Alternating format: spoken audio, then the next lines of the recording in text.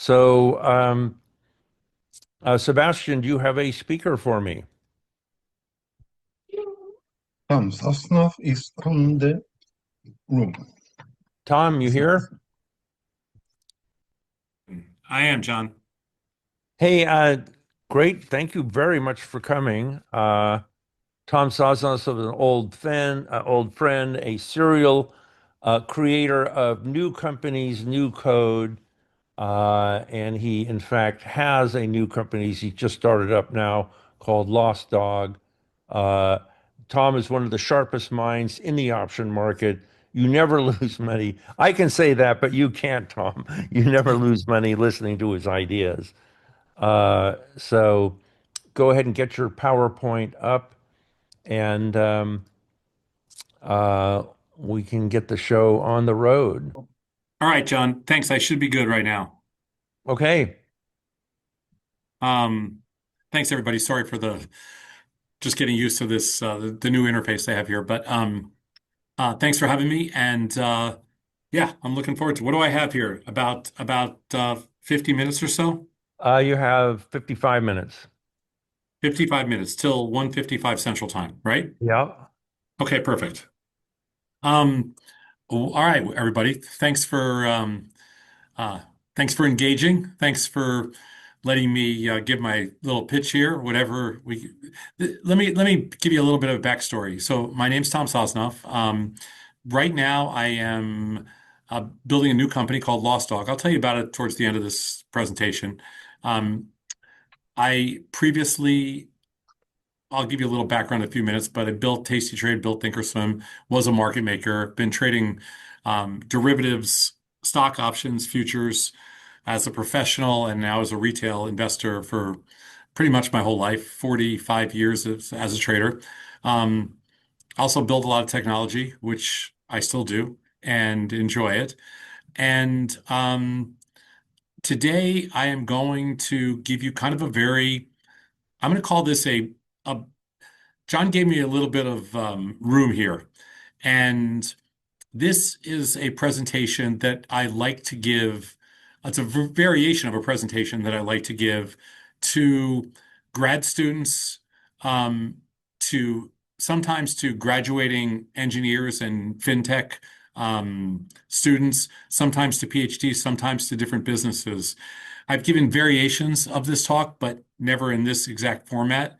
Um, at Notre Dame, most recently at University of Illinois. I've given it around the world. And again, this is a little bit of a variation, and I'm doing it for you guys because tomorrow I'm doing a slightly different presentation at uh, University of Chicago uh, Med School, and I'm looking forward to a huge group of graduating doing the keynote at uh, for a graduating class of med students at UIC. So wanted to have a little fun with you guys today. We'll cover a little bit about trading throughout because I always talk about markets, but I'm sure you've got your dose. So this one's going to be more, maybe a little bit more general, a little bit about how I view uh, positive drift in kind of in life. And I don't know, let me know what you think. Um, my email is tom@lostdog. That's LOSSDOG. So it's just Tom at Lost Dog, LOSSDOG. And if you want to get a chance later and just check out our site, great, go ahead. We're still just taking signups. You can't even get to the software yet. We're letting about 2,000 or 2,500 people a week download the software. So it's a really slick interface. You'll have fun with it. My focus right now is on two things. I want to help people optimize their portfolios, and I want to help people optimize their careers. And when I say that, I think there's a lot of information out there with AI. There's a lot of information out there with the front end technology that's available. Obviously, there's a ton of content out there on markets and everything else, but there is very little on really raw optimization. And I'm a freak of what we call quantitative optimization. So I just want to present some of the discussion points, and whatever you can take away from this today, hey, all power to you. It'll be great. Um, I I probably know a bunch of you, so Thanks for hanging in there with me. I haven't done too many live events this year, but we'll go back on the road. I think this summer I go back on the road, and so hopefully be able to catch us in a city near you and a bunch of other things. Be able to see all the new technology we're coming out with. So again, I hope you enjoyed this. Like I said, it's about 45 minutes long, and I just a big thanks, a big shout out to everybody there for, listening right now. Luckily, the markets are a little quiet, so we we can we can kill some time watching paint dry in the markets. Um, all right. So I put this into different sections, and the first one is just kind of giving you a little background on me.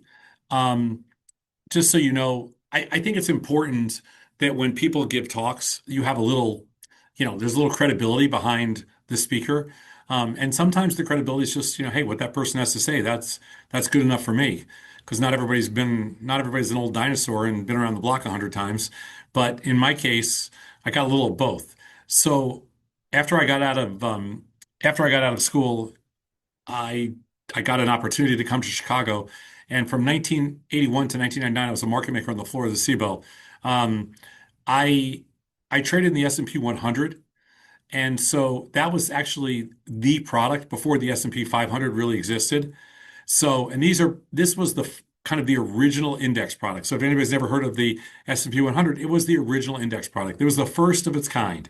Now there's ETFs. Now there's 1,000 index products and index ETFs. But back then there was one. It was the S&P 100. At the time, it was called the OEX, and it started on the floor of the CBOE in Chicago. And I was lucky to be in there on day one. I think it was probably late 1981, maybe early 1982 or something. And I was still trying to find my way around. I guess that's the easiest way to say it. So that was kind of the foundation of my career. And I spent almost 20 years, 19 years, just kind of learning my craft before I decided to do something else. In 1999, when the markets were going electronic, or at least I thought they were going electronic, I had an idea. In my head one night, it came to me to build this crazy company called Thinkorswim. The reason I named it Thinkorswim is because I didn't think anybody would have any idea what I was doing. And I didn't want to tell the whole world what I was building. So at the time, I didn't think I was revolutionizing retail trading options or anything like that. But that's how it turned out, 10 years later. But at the time, I just had a hunch, and it wasn't my first hunch. I mean, we had managed money, we had built prop trading software, we had built um, uh, the original like version. I would call it high frequency software, but it wasn't really at the time. It was more like program trading software. And I mean, we were throwing a lot of stuff against the walls back in the 90s. I mean, I bought a gold mine, I owned some professional wrestlers, I bought a restaurant, I mean, like we did the dumbest investments you could ever imagine in the 80s and 90s. We were just a bunch of kids making probably more money than we should have been. And, we blew a lot of it. But in 1999, I had an idea to build a brokerage firm. I named it Thinkorswim. Um, we still have the same team today. Scott and I were partners in 1999. We're partners in 1989, and we're still partners in 2026. And we built a team up. We started with 7 people in our office downtown above the Board of Trade. We ended up with a little over 550 people by the time we eventually sold to TD Ameritrade. And Thinkorswim was like a cult-like firm, and it really did revolutionize trading. We had a brilliant front-end designer who has been with me for the last 25 or 26 years. We found some really incredible developers in Eastern Europe and in Chicago. And we built this amazing platform, and we had no idea what we were doing at the time, other than we had a lot of domain knowledge. And that's important because the basis of what I'm going to talk about today is all about domain knowledge. After 2009, I stayed on at TD Ameritrade after they bought us out. We were a public company. And after they bought us out, um, and we sold the company for $750 million in 2009, which was when the markets were kind of crashing. So that was a pretty good price at the time. In 2011, we built a company called Tasty Trade, and another silly name, but a very serious kind of concept. We decided we'd build the first digital financial network. And at the time, I know it's going to sound crazy, but there were no streaming financial networks. There was cable like CNBC or Bloomberg, but there was no such thing as a streaming financial network. And we decided streaming digital financial network. And we knew nothing about streaming digital. And we even, to make it even probably a little bit worse, had no intention of being on air. We were going to hire all these comedians and we were going to make it funny and it was going to be a combination of money and comedy and all this stuff. And the comedians weren't funny and they didn't know anything about money, so we had to take over on a very short notice. And from 2011, we launched in 2011 we launched Tasty Trade, and in 2017 we built another brokerage firm. 6 years later, after we had proved concept with our network. And 4 or 5 years after that, in 2021, we actually sold the company for 1.1 billion to IG Group, which is a global financial service firm based out of the UK. They're in the FTSE 100. And I stayed on until from 2021 to 2025 to make sure it was a very smooth transition. And at the end of 2025, 4 years after we sold it, I left to build on my next company, which is Lost Dog. So I don't jump around very often. And I'm going to tell you about Lost Dog a little bit later in today's presentation, but I'm going to kind of walk you through a lot of things in life that are pretty important to me. In the interim, we also built a couple of exchanges and sold those for $350 million. So I've been a pretty successful entrepreneur. But I just love building stuff and then moving on, eventually to the next project. And I think we've really kind of not necessarily just democratized finance, but we've really introduced finance to an entire generation. And then we've let, or not intentionally, but companies like, Robinhood and Revolut and different companies all over the world have really taken it to another level as far as virality goes and just full engagement and things like that. So I give them a lot of credit. But we were kind of, the leaders in this transition, in this movement towards, self-directed retail investing on a much broader kind of, let's call it a global scale.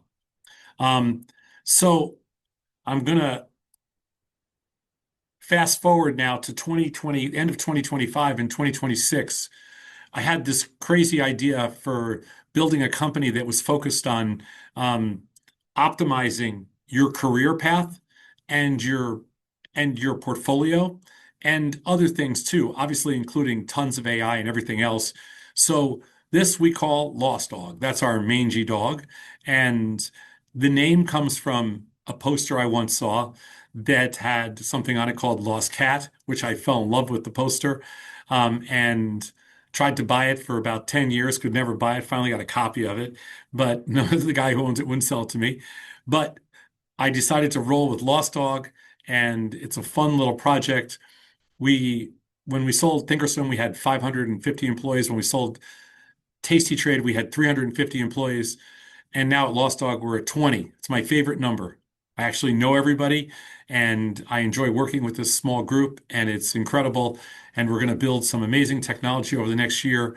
And all I can tell you right now is within 2 years, you will be looking at technology that you have no idea you have no idea what you're going to see, and you're going to say, "Wow, I remember listening to a webinar with that guy, a year and a half ago or a year ago, and he said we were going to see something special, and now I'm seeing it." So, just remember that in the back of your head. We'll have a little fun with that. Um, Again, if you have any questions later, I don't look at just to give you a heads up, I don't look at the chat when I'm doing like a webinar because I'm flying solo. And um, and so I'm not reading the chat because I find it a little distracting sometimes. And I don't like when speakers actually read chats because then I don't think they're focusing on giving the speech. In fact, if you're ever at a live show and whoever's speaking says, "Does anybody in the crowd have any questions?"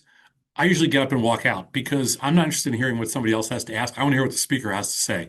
So when I do webinars or any kind of live show or whatever it is, at the end, sure, we can do a QA. But until then, like we're just going to go through. And if you have any questions, you can always email me at tom@lostdog.com. That's TOM@LOSSDOG. Anytime you want. I'm an email junkie. So my philosophy, and I'm going to take you through a lot of things. And again, for some people, you might be like, "Oh man, I don't care about his philosophy." All right, then hey, it's a free event. For me, you're not paying it for me to be here, so you can log off. But for those of you that think this is interesting, and I wrote this for a very specific reason because I think some of the things we're going to talk about today are unique, they're interesting, they're different, they're differentiating, and I like to articulate, what makes people successful as entrepreneurs, as business people, and most importantly for everybody listening, as traders. I mean, first and foremost, I'm a trader. I've already made probably close to 100 trades today. I've been doing that for my entire career for 45 days, making 50 to 150 trades a day, going back for at least 4 decades. So, so I'm a junkie, a trader junkie. But I think sometimes it's important to kind of, hey, let me lay it out there for you. So here's my philosophy. Life is all about execution, and meaning you execute however you do, whatever it is that you do, however you execute it, that's how you measure your success. And your ability to articulate what you're doing is critical to success. There's a lot of people out there that have really great ideas, really great assumptions, really great vision, but they're very challenged with articulating that vision. And I think that the more time you spend thinking about execution and articulation, the more successful that you'll be. It's a very interesting way to approach, every aspect of life. The differentiation between me and the next person, or person A and person B, person C, whatever, is very marginal. So execution, articulation, those two things are measurable and they make a huge difference. Like there's the difference between, let's use a baseball analogy for a second, because we're in baseball season. The difference between somebody hitting 300 and somebody hitting 265 is a couple of blue hits to short right field or short left field. And that's the difference. A couple, you find the gap up the middle or something. And that's the difference between like 35 points in your batting average. That's the difference between, $150 million payday and a $30 million payday. So, and trading is no difference. Everybody's smart, and the differences are really marginal. Asymmetric opportunity is very real, but you have to earn it, which means you want unlimited upside. I mean, for me, unlimited upside took me 40 years. Like it's not something, when you're 23 years old, you're like, hey, I want unlimited upside. Okay, great. And maybe in 5 years, 10 years, 30 years, 40 years, 50 years, you'll get it. I mean, it takes a while. This is a game of longevity, which I'll get into in a second. But you want asymmetric upside, which I totally believe in asymmetric upside, you got to earn it. So I like to say, trade in the abstract for the tangible and impactful. You know what? You can be as abstract as you want. Um, and I think having that kind of creativity and imagination is great. But when you want to talk about monetizing something, everything you do has got to be tangible and it has to be impactful. Maybe not to everybody, but you have to have your own universe. And I think that a lot of times we get hung up in the abstract. And the best way for me to explain this is there's a lot of people out there that think, hey, if I build something, it's going to be worth a lot of money. If you build something and you create free cash flow, it may be worth a lot of money. But if you just build something, we'll see. I mean, it's hard to say. It's hard to turn the abstract into something that's actionable and practical unless you create it initially being tangible and impactful. I like to build excitement. I like to do discussions like we're doing today, because if you build excitement first and then you ruthlessly deliver on your promise, you put yourself in a position where I think people first of all, you have a lot of credibility. You've validated the excitement. And I think that's a very powerful way to deliver a message. Build excitement, get everybody engaged, but then deliver exceptionally on that promise, which means which means if you're going to talk the talk, you better walk the walk type thing. And so, we've lived by this. We build fun content and fun ideas, and then we deliver on unbelievable technology. Your technology has to kick ass. And anything less than that, a lot of people are great marketers, but what they're marketing is garbage. I like to build excitement rather than traditional marketing and then deliver on the technology. Really big part of everything we do. Okay. So next is kind of the big idea. You know, how do you build something? Like let's talk about it for a second. And this has a lot of to do with everything that you do. A lot of you are self-directed traders. How do you build on that? Like what does that become? So, and remember, for 20 years of my life, that's all I did. I ate what I killed.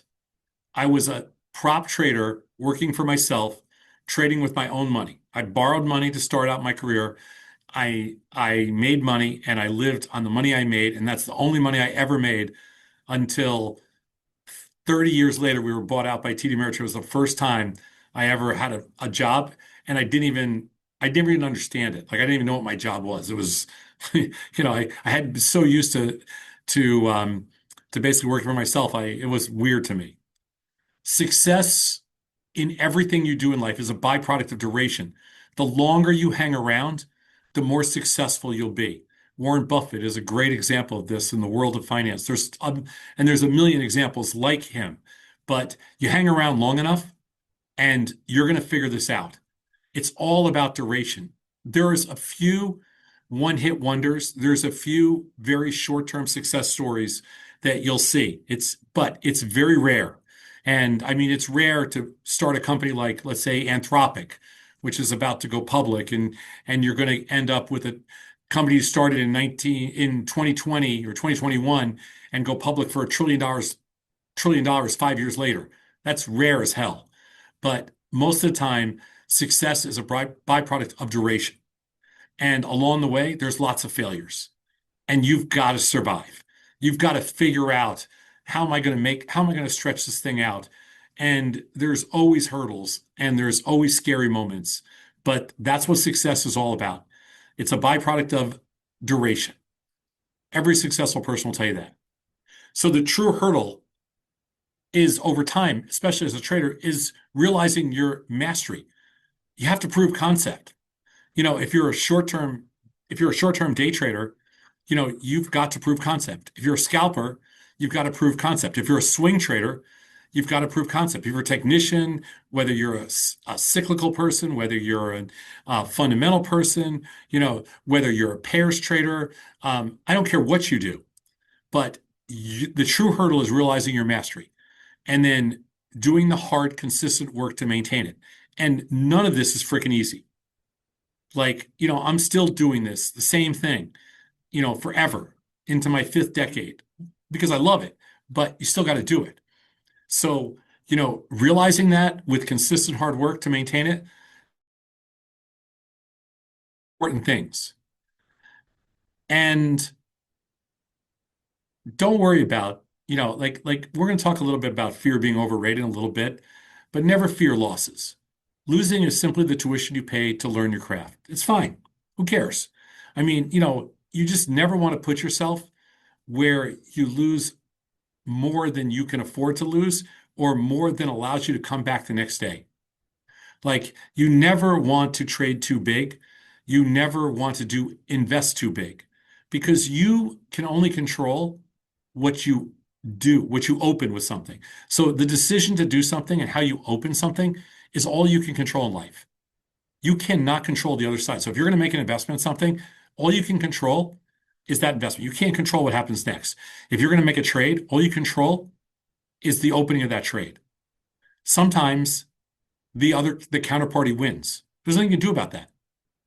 But you can control what you can is basically what it comes down to. And losing is just it. You know what? It's the cost of doing business, it's the cost of learning, and it's the cost of honing your craft. So now we're going to talk about the edge. What separates the best? So first of all, for me, it's it's a total obsessive immersion. I'm a junkie. I watch the markets all night long, like, on and off. I wake up in the middle of the night. It's a sickness. I mean, I trade a lot of futures overnight. Um, I wake up first thing in the morning, cursing at some stupid stock that's up.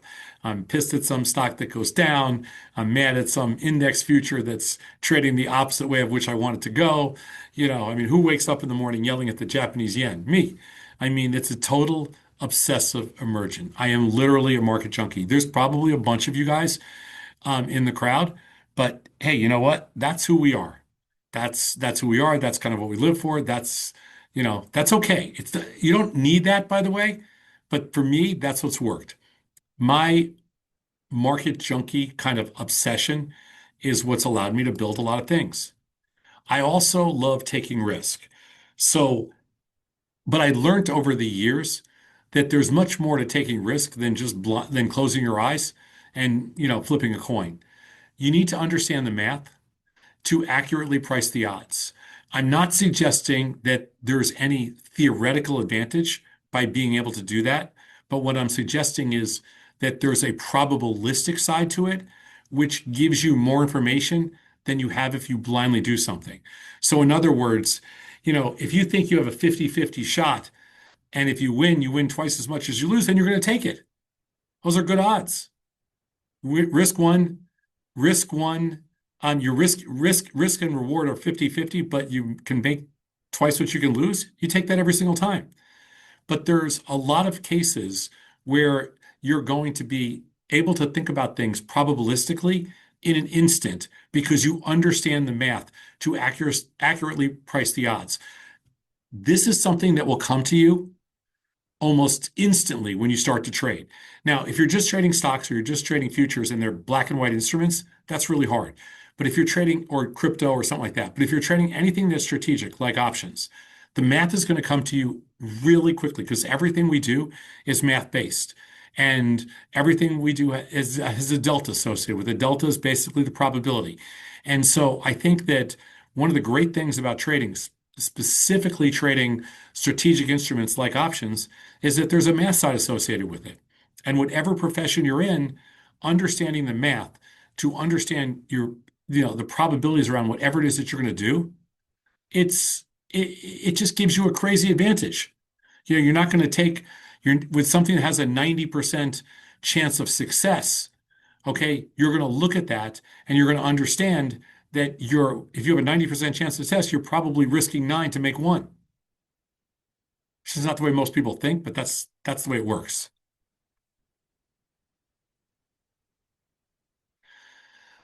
The key to success in anything you do in your life is going to be your ability to make quick decisions.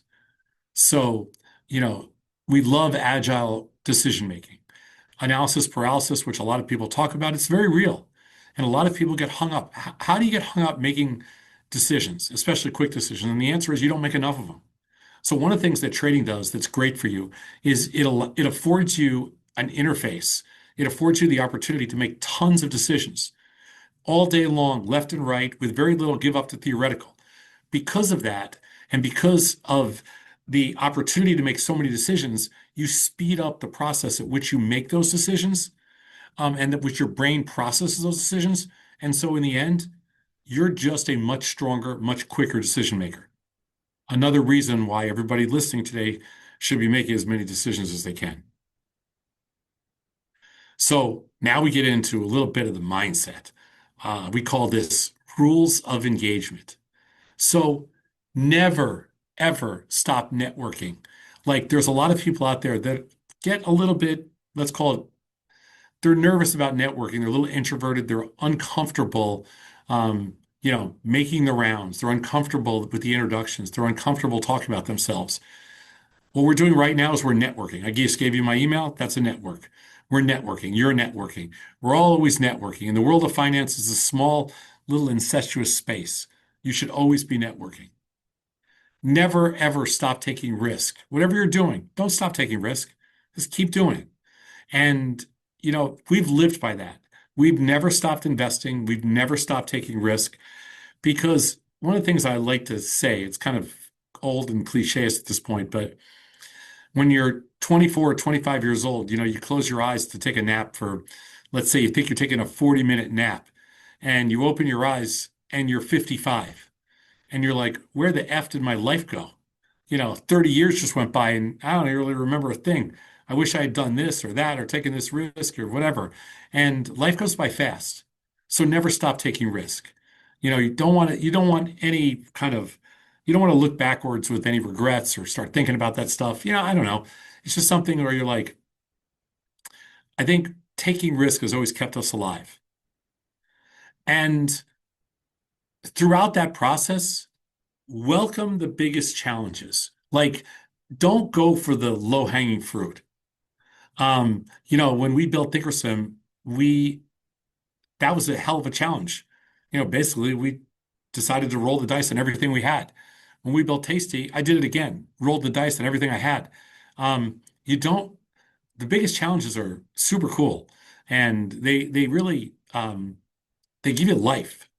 They fire you up, they make you think about everything. It's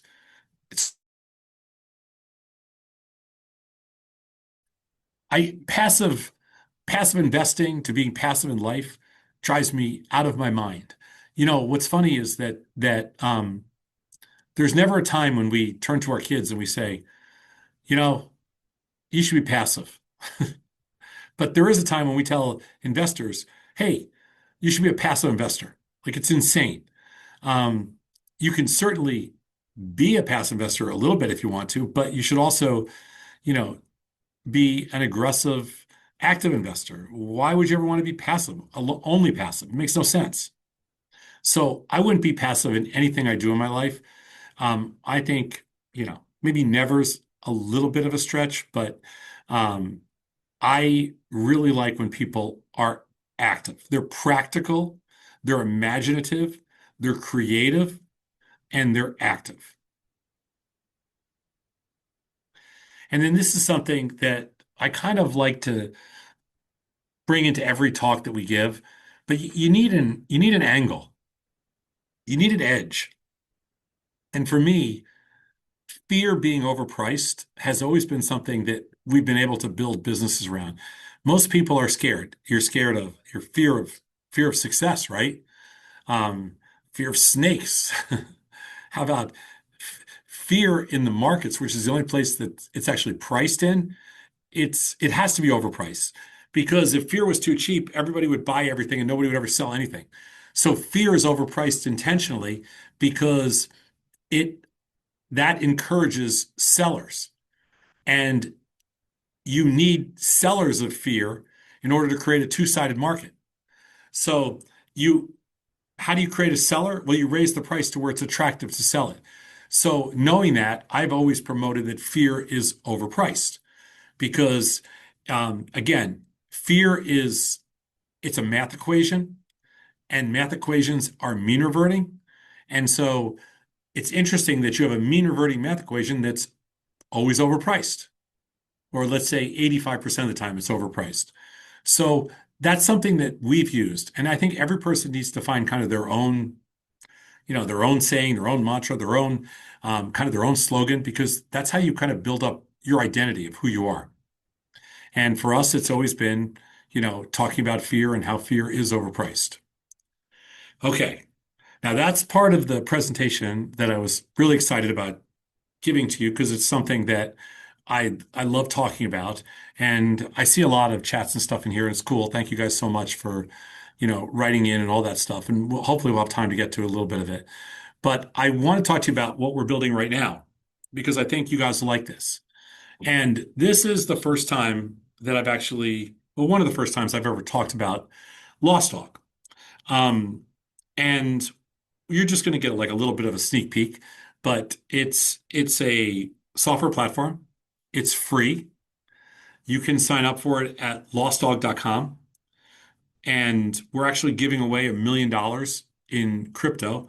So if you sign up, you get, when your name's called, you get a little bit of Bitcoin, a little bit of Ether, a little bit of Solana, a little bit of Stellar. You don't have to do anything. It's yours next April.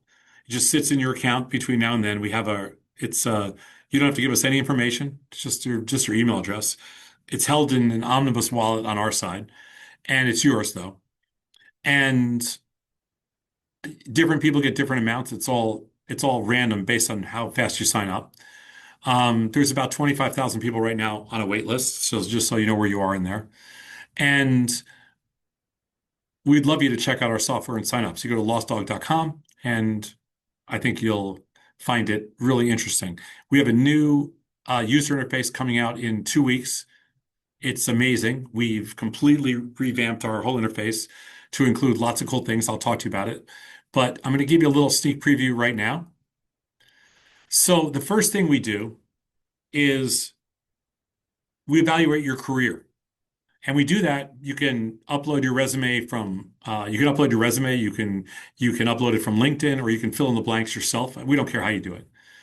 But there's a reason we did this. I feel like we have this incredible wealth gap in America. There's a concentration of wealth at the top, and there's a wealth gap everywhere else.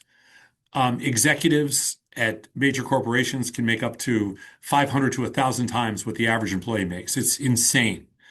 And we have a situation where we feel that the average employee is underpaid, regardless of whatever profession you're in, by a few $1 million over the course of their career. That's probably a low number. The average executive is probably overpaid by a few tens of millions of dollars, especially CEOs, over the course of their career. How do you narrow the wealth gap? Well, you can't legislate it. You can't mandate it. It's impossible. It never happened. So you have to do it through education and technology. So how do you get back that few $1 million that you're being underpaid? And the reason you're being underpaid is because you don't know what you're worth. So what we try to do is create a platform where we give people a valuation of their career so that they know kind of what they're worth based on tens of millions of data inputs. And we give you a really kind of clear and concise picture and the analytics around it of what you're worth, whatever your career is. We don't care. It works best for people that make between, let's say, 60,000 and 260,000, but it could be for anybody. But once you get over 250,000, it's a little bit more subjective.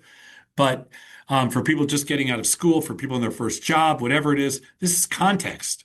This is so you can go in and tell your employer, hey, you know what? I really appreciate my job. I love what I do here. I love this company. I'm a little underpaid. That's it. You're not trying to line the sand. You're just saying, hey, I just want to get what's mine. And so we've built this really cool AI-driven career evaluation tool that gives you, your value, the standard industry value, your value, what you should be striving for, and then what you're leaving on the table. And we kind of measure we give it's on a point system. We essentially measure, how much information we have on you and where and if what kind of information we have to give you an accurate reading. And then we give you lots of ideas about how you can improve, how you can improve your own position or how you can improve your career. That's just for starters. That's one piece.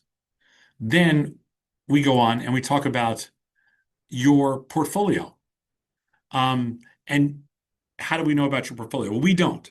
So you have to upload it. And you can do that through a company we use called Snaptrade. And all you got to do is just give it a little information. It grabs your portfolio from virtually any US online broker, and we upload your portfolio. And then we take a look at your portfolio using AI tools that we've built, and we make a decision kind of, hey, we're going to rank your portfolio. How much money are you leaving on the table? Are you optimizing your trades? Are you reducing your basis? You have 100 shares of NVIDIA. Are you getting the most out of the 100 shares? Could you get more out of it if you sold some calls against it? Hey, you're long some Netflix here. You want to sell some puts instead of being long stock and just optimize your capital efficiency? All these kind of things, these are game changers. We have them built into the platform and lots of portfolio optimization tools, and we're going to be adding a ton more over the next couple of months. Our job here is to help you optimize your thought process. In the process of optimizing your thought process, you're taking it down to a portfolio level, you're taking it down to a career level. Nobody's ever done that before on a neutral site. We have no affiliation here with any brokerage firm. So, we don't care where you get the information from, and we don't care where you make the trades, and we're not charging you for anything. Like, you can't lose. Maybe you spend a few minutes of your time and you go, oh my God, that wasn't worth it. Okay, you spent a few minutes of your time. You didn't lose a penny, and you still got some crypto. On the bright side, you might say, hey, wow, this is really cool, and it helped me a ton. And, maybe that changes your life a little bit. I don't know, but it's as closest thing to a riskless trade, I'll put it that way. Um, and it's super cool technology. Those are just two of the views. Then we'll take you over, and we built a prediction tool. Now, this is cool because there's been a huge growth in prediction markets. There's been a huge growth in event-based trading. There's been a huge growth in prediction markets. There has been a huge growth in AI tools and content tools around prediction, but we do it a little different, of course. We turn the predictions into probabilities, the probabilities also being deltas. We then show you how we made the prediction, like actually where we went out and got all the information to make that prediction. We actually take you through the entire process. We show you each step. We show you where we got the information from, how we balanced, how we allocated those probabilities, where they came from, what the net number was in the end, and what we're also doing now is showing you trades that you can make. Like if you look at this here, it says, will Bitcoin close over 100,000, by the end of 2026? And then we show you a bunch of different trades you can make here.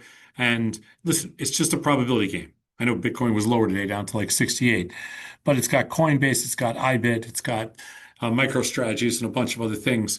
But it shows you the probabilities. These are real. These aren't like we're not making up some statistic. We're taking essentially all the listed markets from the listed exchanges. We're taking the markets from the two-sided markets from Polymarket, from Kalshi, and I'm sure there'll be about 10 other prediction and event-based exchanges that are going to go live. And all I'll say to you is that with everything that's out there, I just feel like we're building a prediction engine that is a little bit unlike any other. And again, it's free. You'll be able to make a couple of predictions almost every day without having to, you can't abuse it because then you'll have to put in some extra tokens. But on the free side, you'll be able to make a couple of predictions a day. And I think when you think about that, it's not just fun, not just engaging. It's actually really valuable. So this is just a little taste of the stuff that we're building. So again, on Lost Dog, first, when you get to the platform, it prompts you to upload your resume, and you can do that from LinkedIn, or you can do that just on your own, whatever. Or if you don't have a resume, you can fill in stuff yourself. Then it prompts you to upload your portfolio. If you don't want to, you can fill in stuff yourself, but why wouldn't you? It takes literally less than 60 seconds to upload your whole portfolio, even if you have 50 positions on. And then lastly, we take you to a prediction engine, or you can go to prediction engine first, and you get to spend as much time as you want messing around with a prediction engine to ask it lots of questions on bets or investments you might want to make. These are just, some of the really cool tools that we're building. So it's your turn now. I've built enough stuff. It's your turn. Join the next adventure at lostdog.com. Again, that's LOSSDOG. You can sign up at lostdog.com. And listen, that's the end of my presentation. Took you straight about 45 minutes. I wanted to leave a little time at the end for some questions to see if there's, to see what everybody's thinking. Let me see if I can make this into a bigger font. No, it didn't work. Hold on one second. Not sure. Hang on one second. Let me see if I can make this a bigger font so I can see it clear. Mhm. Wow. Give me one sec. No, No. it's okay. That's all right. All right. Oh, okay. Hold on. Sorry. Chat. Yeah, unfortunately, no. Yep. Okay. I can't make it into a bigger font, but let's see. Um, let's see what we got here.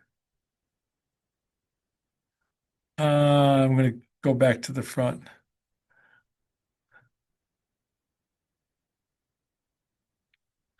I'm going to take some questions that may have already been asked, but I think, what is your opinion on buying publicly traded hedge funds holding IPO shares of SpaceX? Um,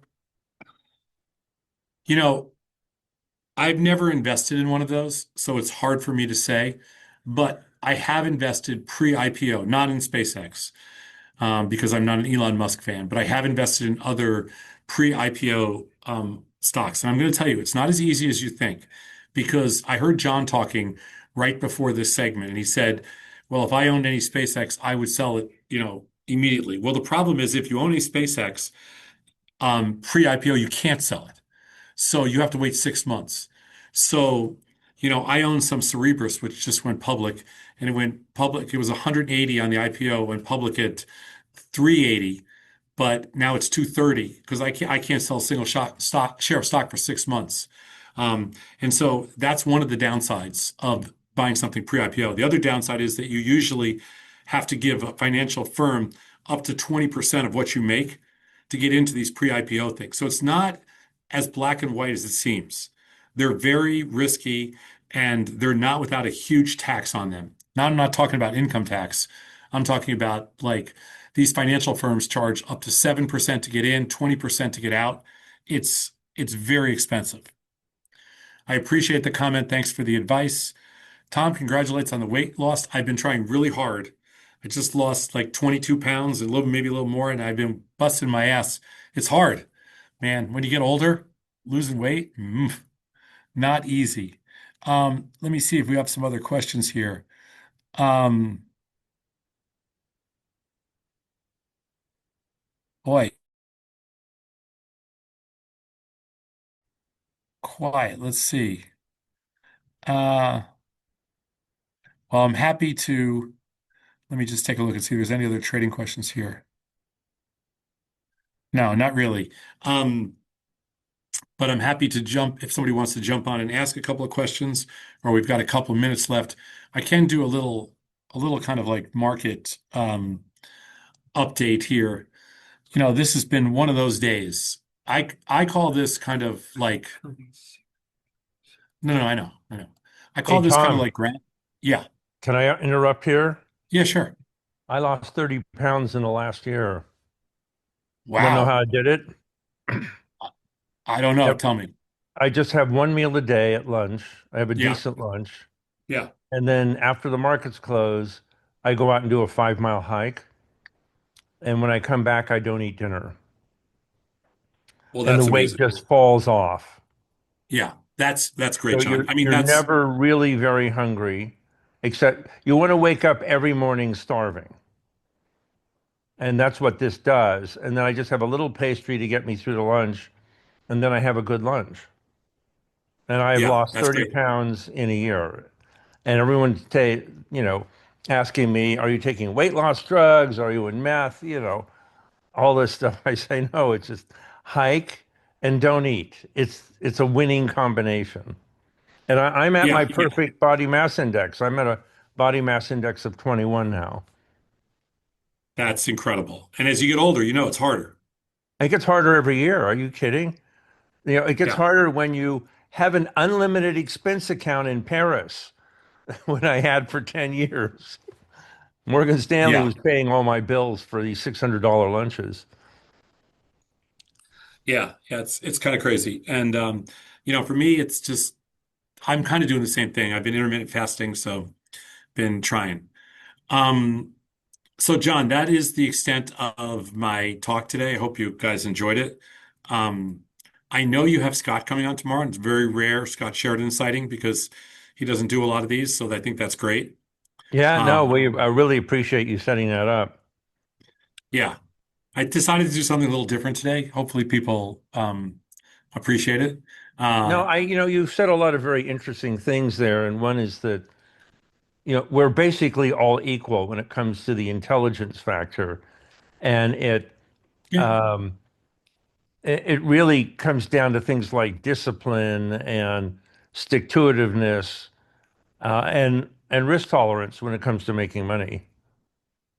So, I thought that was very insightful. I mean the whole what I've learned over time because we hire a lot of people too, and work with a lot of young smart people.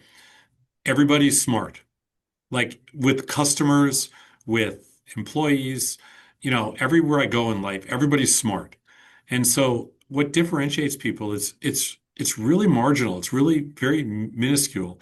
And now with AI, everything is even like the the inefficiencies of difference between person A and person B are being completely arbed out by AI. So there's very little, the way we like to say it is AI gives you a genius friend, and your genius friend levels the playing field.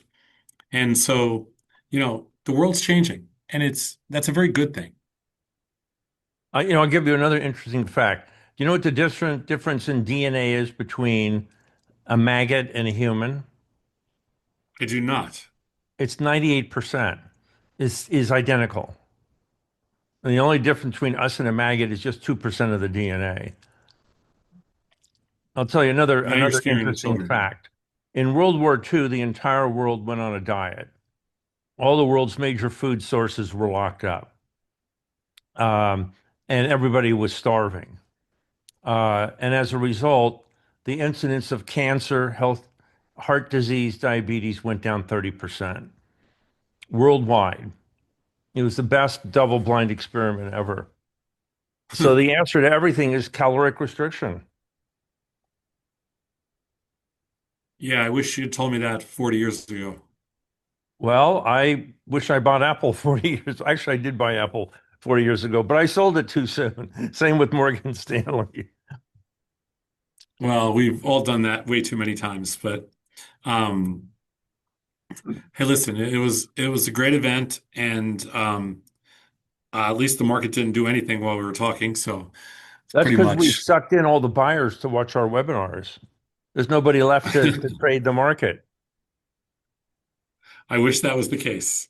Yeah. Um, But no, listen, I appreciate the opportunity, and I always appreciate the opportunity for you giving me a chance to talk. And looking forward to our next. And you know, I hope the rest of the event goes great for you guys. Yeah, I'm sure it will. All right. Thanks for joining us, Tom. Insightful as always. Look to having you back. And uh, have a nice summer there in Chicago. Thank you. Thanks, everybody. Appreciate it.